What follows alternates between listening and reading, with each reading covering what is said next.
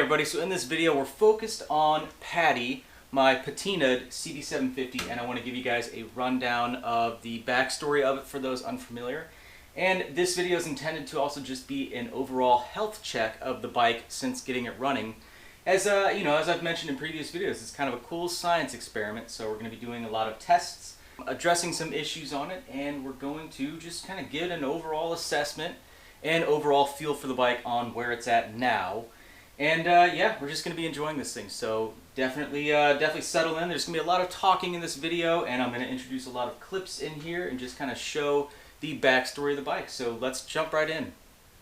Now the basic details of this thing are that it's a 1975 model CB750K, and it's in planet blue metallic, which I love, and it has just, it has a lot of grime and just grit and history to it. It's a survivor bike. I actually drug this thing out of a barn, and I bought it for $100. So I had found it on Marketplace. It was actually not listed for sale, but I saw it in the background of one of the photos this guy had listed, and I had just, I went ahead and contacted him and be like, hey, is that something you still have? And he said, yeah.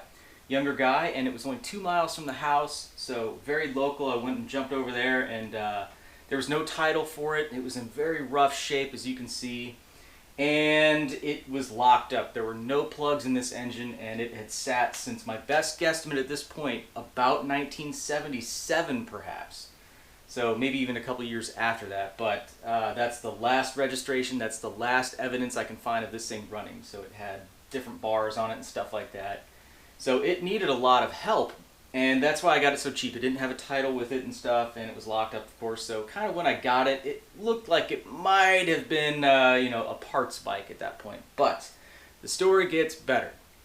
So we got it home, washed it off, kind of got an idea of what we're working with. And over time, I did actually end up getting the engine unseized. I had filled the cylinders with some Marvel Mystery Oil, and worked it a little bit, and ended up having to kind of just crack it loose on the stator side here. And that kind of worried a lot of people. There was there was a lot of concern that I was being a little bit too aggressive with it. Think of it as you will, whatever. But I had to do what I had to do. I've unlocked them via that method before, and in this instance, it worked perfect. So all of a sudden now we have an unseized, relatively complete CB750. And then it gets even better. The person that I bought it from actually found the title, and he was cool enough to just get it back to me, and there was no extra money exchanged. So at that point now we have a 75 titled CB750 with an unlocked engine, or an unseized engine, so things are definitely looking up. So with that going into consideration, we got to make this thing run, right? Now, this really didn't take much. I've done a series of compression checks on it, and I've got some bore scope footage of what the cylinders looked like before. Number one cylinder was actually the one that was seized. It had a little rust on the rings, and that was the one that was locked up. Now, of course, there's going to be a lot of junk and debris in the cylinders and stuff like that. They look pretty gnarly, but over time, they clean up. Now, to get it running, we just did the basics. All I had to do, I rebuilt the carbs, got a different air filter in here. I went ahead and pulled this, I had the side covers off anyway, so I've replaced the gaskets in here, kind of get an inspection on the inside. I just kind of cleaned the engine, we put new plugs in it. The coils actually ohmed out good, so these are the original coils. We have the original, maybe the original points, but we still have the stock points and condenser in this thing. I've adjusted those, filed them, so they work. And then all I've really replaced on the ignition side are just the spark plug caps and spark plugs themselves. Beyond that, I just went ahead and I've unplugged all of the wiring connections and just cleaned those and then reconnect them. I had rebuilt the controls on this thing, so I have all modern wiring in the stock switch housings, and those are ran through a new set of bars. And then otherwise, to make it run, we have a battery, and that's about it. So once I had this thing kind of ready, we hooked some power up to the ignition wire, gave it a few kicks, and it actually lit right off. And oh man, it was a bit smoky. You guys can see in the videos here, it was insane. So tons and tons of smoke as we expected. I mean, there's just a lot of junk in the cylinders and So it's got to burn all that out, get all the stuff out of the pipes. And as we expected, a lot of it kind of coming from the left side, which is the C cylinder. So it's going to have the most potential blow-by and poor seal throughout the cylinder, and potentially the intake and exhaust track. So that was definitely what we expected, but this video is kind of intended to see how that improved. Now at this point we got the bike running, and of course now I want to ride it. So what I had to do to make this thing roadworthy, I rebuilt the forks, and I do have some 10-weight fluid in here right now. A little heavy, I might step it down to a 7, but we have the stock bellows on here, and everything is just kind of original. Rebuilt the front brake caliper, and I have just new seals in that. Otherwise it's only cleaned up, so I haven't repainted any of that. I have new brake lines on here because the originals were just trashed. So we have new, just kind of stock rubber lines on this thing. The entire braking system is rebuilt.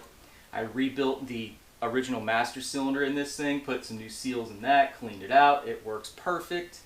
And then, of course, we had to put a new headlight on this thing. So I went with an original kind of curved front halogen style, and that's like a 75 watt. So original style bulb, just for aesthetics, just for cool factor, because again, I really want to retain the patina on this thing.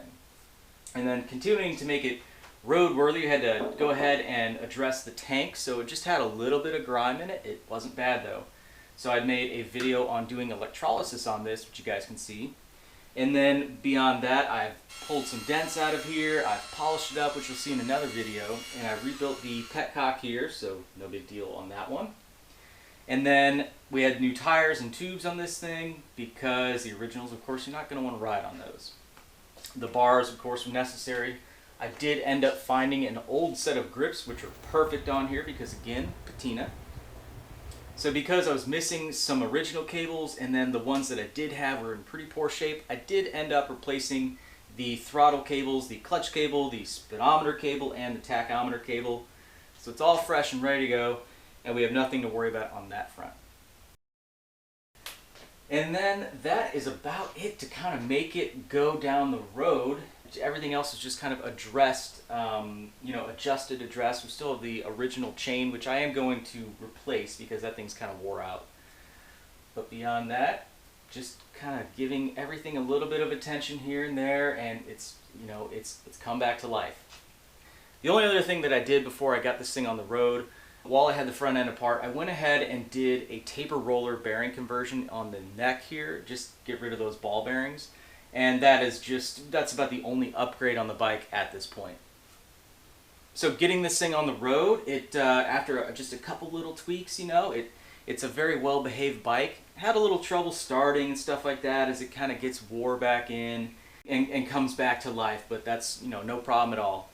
So I had kind of a high idle situation going on, and as the compression starts coming back, the carburetor adjustments are getting all out of whack. And the initial ride and everything like that was just kind of like no valve adjustment, just out of the box. The carbs weren't synced or anything like that, because I knew all of this was going to kind of like wear back in. We're going to have to make those adjustments anyway. So just ride it, kind of get it coming back to life, and then we made those adjustments afterwards. Now you can see riding it, sounds really good, but we do have a lot of smoke still coming out of the left exhaust pipe under like a lot of throttle, and that's likely just a lot of blow-by at that point still, as this cylinder is coming back to life. So after I put about 60 miles on it, I wanted to kind of bring it back in for another health check. We changed the oil, we looked at the oil filter, and the oil filter definitely had like a lot of grime on it, like a lot of junk that was just kind of in the engine that had solidified. So nothing hard, not silicone or anything like that. And that's pretty normal. So went ahead and put new oil in this thing, new oil filter of course.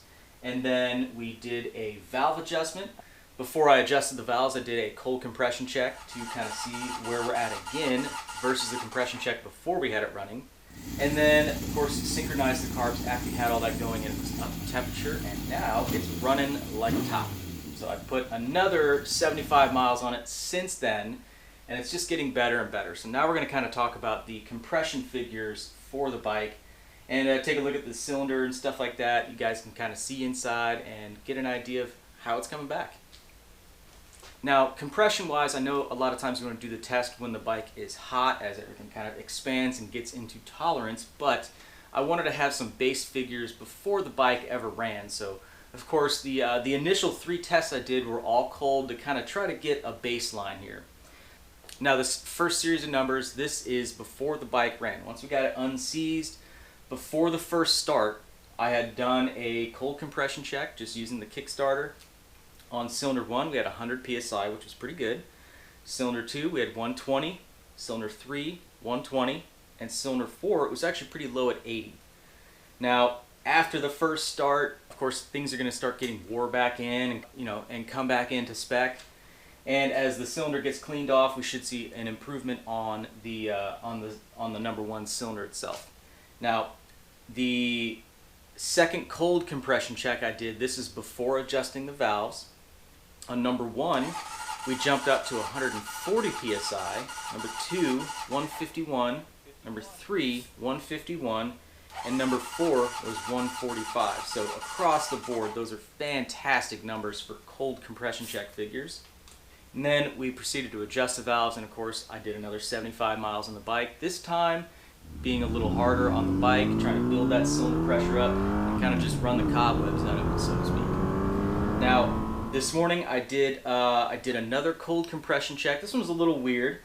Number 1 cylinder, it went up again, but it was at 149. Number 2 was down to 125. Number 3 was 135, and number 4 was still 145. Now, the next series of numbers is a good kind of indication of the differences you're going to see when the thing is up to temperature and hot. Also this morning we warmed it up, I adjusted the idle, and then we've come back and our compression figures are pretty awesome. So 165 on number 1, 160 on number 2, 165 on number 3, and 167 on number 4. So we're within 7 points along the whole spread there, and that's fantastic, and those are all stout numbers. So if I saw anything over like 130, I would be pretty ecstatic on this thing, just considering the real unknown history, and it was a seized engine. So at this point, it's ready to go. I'm going to continue riding this thing. I'm going to continue enjoying it. And from here, I'll probably make a couple little adjustments and whatnot. I got a good project with the side covers, kind of making it, addressing some of the looks. And over time, I will probably do a couple minor upgrades to this thing. The most major one would be the wiring on this. It is on the factory wiring, and not that that's a problem, but I'm a nerd when it comes to wiring, and I would like to put a modern electrical system on this thing, but keep it looking original. So more to come on that. It's not going to be in the near future, but that's going to be a cool project. So you see I'm still missing 2 turn signals up here. I am going to put turn signals on it, but not the factory ones because they're too big and bulky. I've never liked them.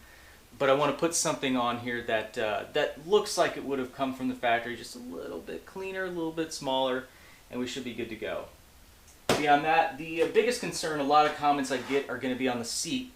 Now, you can see this thing's tore up, and it's not in the best of shape, of course. But if you pull back and look at the rest of the bike, it matches, right? And my thinking is that if I go ahead and put a new seat cover on this thing, it's going to look out of place. It's going to look too new on here. And I don't want that. So I'm either going to try to find the perfect used seat, which is not likely, or I think what I might do is get with my upholsterer and maybe reshape some of this foam and kind of make it fit me a little bit better, and put a different kind of cover on here, custom made, that is fitting to the bike visually. So maybe we can use some distressed leather, or even if he has some old vinyl or something like that, we can make it fit the vibe of the bike. I know I'm really geeking out over this stuff, but I'd put an old patinaed banged up fender on this thing instead of finding like a new replacement, because this fits the aesthetic. Again, I call this thing Patty, and Patty for patina, and I think that's fitting. It's a very original bike, and I want to keep it that way. I love all the battle scars in the tank and stuff like that. And the headlight itself was the newest looking piece on the bike, and I did fix that last night. I was turning around and got on some like wet leaves or something like that, and I just went down on this thing at like 5 miles an hour and scratched up my headlight ring and my gauge, and I got a chunk out of my hand, but I felt really bad. I was apologizing to the bike. I'm sorry, girl. So here's a perfect example of why I want to try to keep the patina on the CB750, because if you put a brand new part on it, it won't look right. Example, I just put a new shoelace on my Vans because this one broke. That doesn't look right, does it? Now, some other future upgrades that I will want to address on this thing are, again, electrically, I want to focus on the ignition side. I have a feeling I'm probably still getting a little weak spark, probably from the points, so I'm going to keep an eye on that. Maybe just put new points, new condenser, and just freshen that side up, because again, the coil's tested good, so I'm feeling okay there. Beyond that, I do have an exhaust system for this thing. These pipes, they sound good, but I'm a sucker for a 4-in-1, and I do have one, so that will be an eventual video. Now, after I picked this bike up, I made a video on how much is it going to cost and what am I going to do with it. So I rewatched that video, and I feel like I really stayed on point with that thing as far as my estimations on cost. Now, being that this is my bike, I can be very transparent as far as the money that I have invested in it and stuff like that. So I'm going to make a follow-up video to that previous one where we talk about the budget. So I'm going to break it down in multiple ways, and I'll share with you guys how much it took to get the bike running, and then also how much it took to get the bike roadworthy and legal. So the title in my name, we have insurance on this thing, and we're ready to go. So I want to share all of those costs with you, because this is great information that can apply to a lot of you guys who might be bringing back an old bike from the dead, Fortunately, I can do all the work to this thing and get it back out on the road. And being that it's my bike, I don't really have to consider my labor on this one, as I'm not planning on selling this thing. I've dealt with a lot of CB750s. I've had a few more, but I've never kept them for very long. I've just always got offers on them and stuff like that, and they've just left me, But this one I'm keeping. I'm gonna have this one as long as I can. So this is me putting on video, and I'm gonna keep this thing. So hold me to it. So yeah, I want to make that video. Probably that might be the next video you see on this thing. And I'll share with you guys the costs, and I'll let you know where I'm at with it. And then if you guys want to make me offers in that video, feel free, but I'm going to turn them down unless it's for a stupid amount of money. I'm not dumb. And there you have it. We've brought this thing back from the dead, and it is performing very well. And this thing has a really bright future ahead of it, and we're just going to ride it and enjoy it. I'm going to probably put a rack on the back of this thing, and all the parts and packages and stuff you guys order from me, I'm going to take to the post office on this thing, and we'll just stack it up like a pizza delivery bike. So we're going to have a lot of fun with it, and this thing's just going to be enjoyed. So if you guys have any questions, of course, leave them below, and check out the other videos on the bike. If you haven't seen them already, I've made detailed videos on how we got to this point. And definitely look for upcoming videos on the bike, as well as other stuff on the channel. There's a big variety on here. So I'll wrap it up here. Hope you guys like this one, and hope to see you in the next video. Thanks for watching.